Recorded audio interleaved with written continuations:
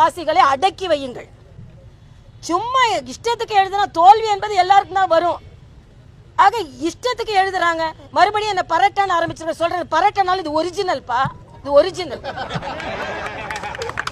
விளையாடுறீங்களா? ஆமா, பரட்டாக்கு ரேட்டுன்னு சொல்லிட்டேன். அது ஆமா. இணையதள வாசிகளை அடக்கி வைங்க. மூஞ்ச விகாரமா போடுறது. இன்னைக்கு ஒருத்தன் போட்டிருக்கான் மூஞ்ச, என் மூஞ்ச விகாரமா.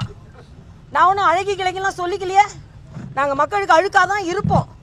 ஆனால் உங்க இணையதள வாசிகளை அடக்கி வைக்கலைன்னா எனக்கு கெட்ட கோபம் வரும். அதனால தோல்வியெல்லாம் சகஜம்தான். இப்போ அகில இந்தியாவில் நாங்கள் வெற்றி பெறலையா?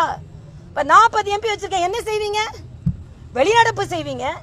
நாங்களாம் தான் வழி நடத்திருப்போம், நீங்கள் வெளிநடப்பு செய்வீங்க. அவ்வளோதானே. நான் போன வாட்டியே ஒரு பதிவு போட்டேன். காதருந்த ஊசி மாதிரி தான், எதுக்கும் பயன்பட மாட்டாங்க இவங்கெல்லாம்.